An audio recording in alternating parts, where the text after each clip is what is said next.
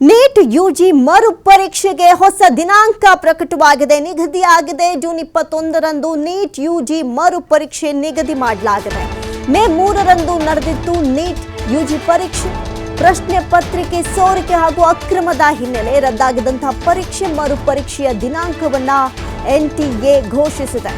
ಅದರಲ್ಲೂ ಕೂಡ ನಿಜಕ್ಕೂ ಭಾರಿ ಚರ್ಚೆಗೆ ಗ್ರಾಸವಾಗಿತ್ತು. ಪ್ರಶ್ನೆ ಪತ್ರಿಕೆ ಸೋರಿಕೆ ಕಂಡಿತ್ತು. 5ರಿಂದ ಅದರಲ್ಲೂ 20,000ರಿಂದ 5 ಲಕ್ಷದವರೆಗೆ ಈ ಪ್ರಶ್ನೆ ಪತ್ರಿಕೆ ಸೋಲ್ಡ್ ಔಟ್ ಕೂಡ ಆಗ್ತಾ ಇತ್ತು. ಹಾಗಾಗಿ ಯಾವಾಗ ಈ ಅಕ್ರಮ ನಡೀತೋ ಪಾರದರ್ಶಕವಾಗಿ ಮತ್ತೊಮ್ಮೆ ಪರೀಕ್ಷೆ ನಡಿಬೇಕು ಅನ್ನುವಂತಹ ನಿಟ್ಟಿನಲ್ಲಿ NTA ಇದೀಗ ಘೋಷಿಸಿದೆ ಪರೀಕ್ಷೆಯ ದಿನಾಂಕವನ್ನ. ಪೇಪರ್ ಲೀಕ್ನಿಂದ ರದ್ದಾಗಿದ್ದಂತಹ ಪರೀಕ್ಷೆಗೆ ಇದೀಗ ಮರು ದಿನಾಂಕವನ್ನ ನಿಗದಿ ಮಾಡಲಾಗಿದೆ. CBIಗೆ ಪ್ರಶ್ನೆ ಪತ್ರಿಕೆ ಸೋರಿಕೆ ಪ್ರಕರಣದ ತನಿಖೆಯನ್ನ ಈಗಾಗಲೇ ವಹಿಸಲಾಗಿದೆ. ಯಾವುದೇ ಶುಲ್ಕವಿಲ್ಲದೆ ಮರು ಪರೀಕ್ಷೆಗೆ ಇದೀಗ ಅವಕಾಶವನ್ನ ಕೊಡಲಾಗಿದೆ. ಉತ್ತರ ಭಾರತದಲ್ಲಿ ಸೋರಿಕೆಯಾಗಿತ್ತು ನೀಟ್ ಪ್ರಶ್ನೆ ಪತ್ರಿಕೆ, ಎಲ್ಲೆಡೆ ವೈರಲ್ ಆಗಿತ್ತು. ಹಾಗಾಗಿ ಆ ವೈರಲ್ ಆದಂತಹ ಪ್ರಶ್ನೆ ಪತ್ರಿಕೆಗೂ ಕೂಡ ಸಾಮ್ಯತೆ ಇತ್ತು. ಹಾಗಾಗಿ ಈಗ ಮತ್ತೆ ಮರು ದಿನಾಂಕವನ್ನ ಘೋಷಣೆ ಮಾಡಲಾಗಿದೆ. ಇನ್ನೂ ಟೈಮ್ ಇದೆ, ಹಾಗಾಗಿ ವಿದ್ಯಾರ್ಥಿಗಳು ಬೇಗ ಪ್ರಿಪೇರ್ ಆಗಬೇಕು ಅನ್ನುವಂತಹ ಒಂದು ಸಂದೇಶವನ್ನ ಕೂಡ ರವಾನಿಸಲಾಗಿದೆ. ನೋಡಿ, ಕಳೆದ ಮೇ 3ರಂದು ದೇಶಾದ್ಯಂತ ನಡೆದಿದ್ದಂಥ ವೈದ್ಯಕೀಯ ಪ್ರವೇಶ ಪರೀಕ್ಷೆ ನೀಟ್ ಯುಜಿ 2026 ಪ್ರಶ್ನೆ ಪತ್ರಿಕೆ ಸೋರಿಕೆಯಾಗಿರುವ ಗಂಭೀರ ಆರೋಪ ಕೇಳಿಬಂತಲ್ಲ. ಈ ಹಿನ್ನೆಲೆ ರಾಷ್ಟ್ರೀಯ ಪರೀಕ್ಷಾ ಸಂಸ್ಥೆ NTA ಮಹತ್ವದ ನಿರ್ಧಾರವನ್ನು ಕೈಗೊಂಡಿದೆ. ವಿವಾದಿತ ಪರೀಕ್ಷೆಯನ್ನ ರದ್ದುಗೊಳಿಸಿರುವಂತಹ NTA ಬರುವ ಜೂನ್ 21ರಂದು ದೇಶಾದ್ಯಂತ ಮರು ಪರೀಕ್ಷೆಯನ್ನ ನಡೆಸೋದಾಗಿ ಅಧಿಕೃತವಾಗಿ ಘೋಷಿಸಿದೆ. ಮೇ ಮೊದಲ ವಾರದಲ್ಲಿ ನಡೆದಿದ್ದಂತಹ ಈ ಪರೀಕ್ಷೆಯ ಸಂದರ್ಭದಲ್ಲಿ ಕೆಲವು ಕೇಂದ್ರಗಳಲ್ಲಿ ಅಕ್ರಮಗಳು ನಡೆದಿವೆ ಎಂಬ ದೂರುಗಳು ವ್ಯಾಪಕವಾಗಿ ಕೇಳಿಬಂತು. ಪರೀಕ್ಷೆ ಆರಂಭವಾಗುವ ಮುನ್ನವೇ ಪ್ರಶ್ನೆ ಪತ್ರಿಕೆಯು ಸೋಷಿಯಲ್ ಮೀಡಿಯಾದಲ್ಲಿ ಹರಿದಾಡ್ತಾ ಇದೆ ಅನ್ನುವಂಥ ವದಂತಿಗಳು ಆತಂಕವನ್ನ ಮೂಡಿಸಿತ್ತು. ಇದು ವಿದ್ಯಾರ್ಥಿಗಳಲ್ಲೂ ಕೂಡ ಭಯ ಹುಟ್ಟಿಸಿತ್ತು. ನಾವು ಇಷ್ಟೆಲ್ಲ ಕಷ್ಟಪಟ್ಟು, ಎಷ್ಟೆಲ್ಲ ಓದಿ, ಎಷ್ಟೆಲ್ಲ ಕನಸುಗಳನ್ನ ಕಟ್ಕೊಂಡು ನಾವು ಎಕ್ಸಾಮ್ ಬರೆದ್ವಿ, ಈ ರೀತಿಯಾಗೂ ನಮಗೆ ಮೋಸ ಆಗೋಗಿದೆಯಾ, ಇಂಥದ್ದೊಂದು ದೊಡ್ಡ ಅಕ್ರಮವನ್ನು ತಡೆಯೋಕ್ಕಾಗಲಿಲ್ವಾ ಅಂತ ಹೇಳಿ ವಿದ್ಯಾರ್ಥಿಗಳು ಆಕ್ರೋಶವನ್ನು ವ್ಯಕ್ತಪಡಿಸ್ತಾ ಇದ್ರು. ಈ ಬಗ್ಗೆ ತನಿಖೆ ನಡೆಸಿದ ಕೇಂದ್ರ ಶಿಕ್ಷಣ ಸಚಿವಾಲಯ ಮತ್ತು ಸಂಬಂಧಿತ ಸಂಸ್ಥೆಗಳು ಪರೀಕ್ಷೆಯ ಪಾವಿತ್ರ್ಯಕ್ಕೆ ಧಕ್ಕೆಯಾಯಿತು ಅಂತ ಹೇಳಿ ಇದನ್ನು ಗಮನಿಸಿ ಮರು ಪರೀಕ್ಷೆಯ ತೀರ್ಮಾನಕ್ಕೆ ಬರಲಾಗಿದೆ. ಈ ಕುರಿತು NTA ಅಧಿಕಾರಿಗಳು ಮಾಹಿತಿ ಕೊಟ್ಟಿದ್ದಾರೆ. ವಿದ್ಯಾರ್ಥಿಗಳ ಹಿತದೃಷ್ಟಿ ಮತ್ತು ಪರೀಕ್ಷಾ ವ್ಯವಸ್ಥೆಯ ಪಾರದರ್ಶಕತೆಯನ್ನು ಕಾಪಾಡುವುದು ನಮ್ಮ ಆದ್ಯತೆಯಾಗಿದೆ. ತಾಂತ್ರಿಕ ಮತ್ತು ಆಡಳಿತಾತ್ಮಕ ಕಾರಣಗಳಿಂದಾಗಿ ಮೇ 3ರ ಪರೀಕ್ಷೆಯ ಫಲಿತಾಂಶವನ್ನು ಪರಿಗಣಿಸದೆ ಜೂನ್ 21ರಂದು ಹೊಸದಾಗಿ ಪರೀಕ್ಷೆಯನ್ನು ನಡೆಸಲಾಗುತ್ತೆ. ಹಾಗಾಗಿ ಸಮಯಾವಕಾಶ ಇದೆ, ಯಾವುದೇ ಎಕ್ಸ್ಟ್ರಾ ಫೀಸ್ಗಳನ್ನು ಕಟ್ಸ್ಕೊಳ್ಳೋದಿಲ್ಲ. ಸೊ ಹಾಗಾಗಿ ವೆಲ್ ಪ್ರಿಪೇರ್ ಆಗಿ ಈ ಎಕ್ಸಾಮ್ ಅನ್ನ ಫೇಸ್ ಮಾಡಿ ಎನ್ನುವಂತಹ ಒಂದು ಭರವಸೆಯನ್ನು ಕೊಡೋದ್ರ ಜೊತೆಗೆ ಇನ್ನು ಮುಂದೆ ಅಥವಾ ಈಗ ಯಾವುದೇ ಅಕ್ರಮಗಳು ನಡೆಯೋದಿಲ್ಲ ಅಂತ ಕೂಡ ಮಾಹಿತಿಯನ್ನ ಕೊಟ್ಟಿದೆ. ಇನ್ನು ಮರುಪರೀಕ್ಷೆಗೆ ಸಂಬಂಧಿಸಿದಂತೆ ವಿದ್ಯಾರ್ಥಿಗಳಿಗೆ ಹೊಸ ಪ್ರವೇಶ ಪತ್ರ ಅಡ್ಮಿಟ್ ಕಾರ್ಡ್ ಅನ್ನ ಕೊಡ್ತಾರೆ, ಶೀಘ್ರದಲ್ಲೇ ವಿತರಿಸಲಾಗುತ್ತೆ ಅಂತ ಹೇಳಿದ್ದಾರೆ. ಅದರ ಬಗ್ಗೆ ಆಯಾ ವಿವಿಗಳಲ್ಲಿ ಅಥವಾ ಆಯಾ ಪರೀಕ್ಷೆಗಳು ನಡೆಯುತ್ತಲ್ಲ ಆ ಸಂದರ್ಭಗಳಲ್ಲಿ ಎಲ್ಲೆಲ್ಲಿ ಸಿಗುತ್ತೆ ಅನ್ನುವಂಥದ್ದನ್ನು ಕೂಡ ಅನೌನ್ಸ್ ಮಾಡ್ತಾರೆ. ಈ ಹಿಂದೆ ಅರ್ಜಿ ಸಲ್ಲಿಸಿದ ಅಭ್ಯರ್ಥಿಗಳು ಮಾತ್ರ ಈ ಪರೀಕ್ಷೆಗೆ ಹಾಜರಾಗೋದಕ್ಕೆ ಅರ್ಹರಾಗಿರ್ತಾರೆ. ಪ್ರಶ್ನೆ ಪತ್ರಿಕೆ ಸೋರಿಕೆಯಂತಹ ಅಹಿತಕರ ಘಟನೆಗಳು ಮತ್ತೆ ರಿಪೀಟ್ ಆಗದಂತೆ ಈ ಬಾರಿ ಬಿಗಿ ಭದ್ರತೆ ಮತ್ತು ಆಧುನಿಕ ತಂತ್ರಜ್ಞಾನದ ಕಣ್ಗಾವಲಿನಲ್ಲಿ ಪರೀಕ್ಷೆ ನಡೆಸೋದಕ್ಕೆ ಸಿದ್ಧತೆ ಮಾಡಿಕೊಳ್ಳಲಾಗಿದೆ. ಆಯಿತು, ಇದೆಲ್ಲ ಮುಂಬರುವಂತಹ ಸಿದ್ಧತೆಗಳು. ಹಾಗಾದ್ರೆ ಇವಾಗ ಎಕ್ಸಾಮ್ ಬರ್ದ್ಬಿಟ್ವಲ್ಲ, ಅಲ್ಲಿ ಪ್ರಶ್ನೆ ಪತ್ರಿಕೆ ಸೋರಿಕೆ ಆಯ್ತಲ್ವ, ಅಲ್ಲೇನು ಆಗಲ್ವಾ? ಹಾಗಾದ್ರೆ ಅಂಥವ್ರಿಗೇನು ಪನಿಷ್ಮೆಂಟ್ ಇಲ್ವಾ ಅಂದ್ರೆ ಖಂಡಿತ ಇಲ್ಲ.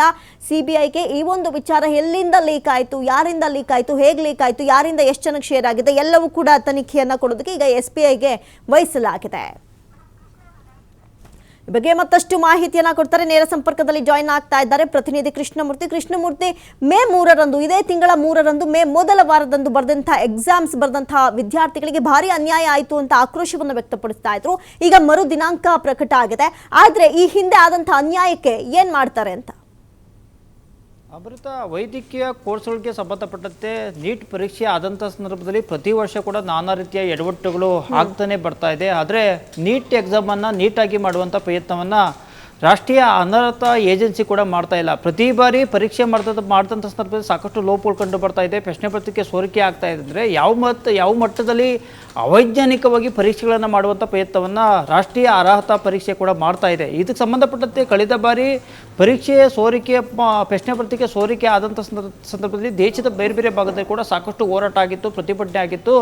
ನೀಟ್ ಬರೆಯುವಂಥ ಸಾಕಷ್ಟು ವಿದ್ಯಾರ್ಥಿಗಳಿಗೆ, ಅಭ್ಯರ್ಥಿಗಳಿಗೆ ಅನ್ಯಾಯ ಮಾಡ್ತಾ ಇದೆ ರಾಷ್ಟ್ರೀಯ ಅರ್ಹತಾ ಏಜೆನ್ಸಿಯನ್ನು ಆರೋಪ ಕೂಡ ಕೇಳಿ ಬಂದಿತ್ತು. ಇದಕ್ಕೆ ಸಂಬಂಧಪಟ್ಟಂತೆ ರಾಜ್ಯಾದ್ಯಂತ ಸಾಕಷ್ಟು ಹೋರಾಟ ಪ್ರತಿಭಟನೆ ಆದ ನಂತರ ಈಗ ರಾಷ್ಟ್ರೀಯ ಅರ್ಹತಾ ಏಜೆನ್ಸಿ ಪಾರದರ್ಶಕವಾಗಿ ಪರೀಕ್ಷೆಗಳನ್ನು ಮಾಡುವಂಥ ಪ್ರಯತ್ನವನ್ನು ಮಾಡಲೇಬೇಕಾದಂಥ ಅನಿವಾರ್ಯತೆ ಕೂಡ ಎದುರಾಗುತ್ತಾ ಇದೆ. ಯಾಕಂದರೆ ಕೇವಲ ರಾಜ್ಯ ಮಾತ್ರ ಅಲ್ಲ, ದೇಶದ ಬೇರೆ ಬೇರೆ ಭಾಗದಲ್ಲಿ ಕೂಡ ಸರಿಸುಮಾರು 22 ಲಕ್ಷಕ್ಕೂ ಹೆಚ್ಚು ಅಭ್ಯರ್ಥಿಗಳು ಈ ಬಾರಿ ಪರೀಕ್ಷೆಯನ್ನು ಕೂಡ ಕಳೆದ ಬಾರಿ ಎದುರಿಸಿದರು. ಆದರೆ ಪರೀಕ್ಷೆ ಬರೆದ ಸಂದರ್ಭದಲ್ಲಿ ಕೂಡ ನಾವು ಮೆಡಿಕಲ್ ಹೋಗಿ MBBS ಅನ್ನು ಮಾಡಿ ಡಾಕ್ಟರ್ ಆಗಬೇಕಂತ ಸಾಕಷ್ಟು ಅಭ್ಯರ್ಥಿಗಳು ಕೂಡ ಕನಸನ್ನು ಕೂಡ ಹೊತ್ಕೊಂಡಿರ್ತಾರೆ. ಆದರೆ ಪರೀಕ್ಷೆಗಳು ಪಾರದರ್ಶಕವಾಗಿ ನಡೆದಿಲ್ಲ ಅಂದರೆ ಅಲ್ಲಿ ಸಾಕಷ್ಟು ವಿದ್ಯಾರ್ಥಿಗಳಿಗೆ ಕೂಡ ಅನ್ಯಾಯ ಆಗುತ್ತೆ. ಕಳೆದ ಬಾರಿ ಪರೀಕ್ಷೆ ಬರೆದಂಥ ಸಂದರ್ಭದಲ್ಲಿ ಕೂಡ ಸಾಕಷ್ಟು ವಿದ್ಯಾರ್ಥಿಗಳಿಗೆ ಕೂಡ ಅನ್ಯಾಯ ಮಾಡುವಂಥ ಪ್ರಯತ್ನವನ್ನು ರಾಷ್ಟ್ರೀಯ ಅರ್ಹತಾ ಏಜೆನ್ಸಿ ಕೂಡ ಮಾಡಿತ್ತು. ಆದರೆ ಈಗ ಸಾಕಷ್ಟು ಹೋರಾಟ ಪ್ರತಿಭಟನೆ ಆದ ನಂತರ ನೀಟ್ ಪರೀಕ್ಷೆಗೆ ಮತ್ತೆ ಮರು ದಿನಾಂಕವನ್ನು ಪ್ರಕಟ ಮಾಡುವಂಥ ಪ್ರಯತ್ನವನ್ನು ರಾಷ್ಟ್ರೀಯ ಅರ್ಹತಾ ಏಜೆನ್ಸಿ ಕೂಡ ಪ್ರಕಟ ಮಾಡಿದೆ. ಕಳೆದ ಬಾರಿ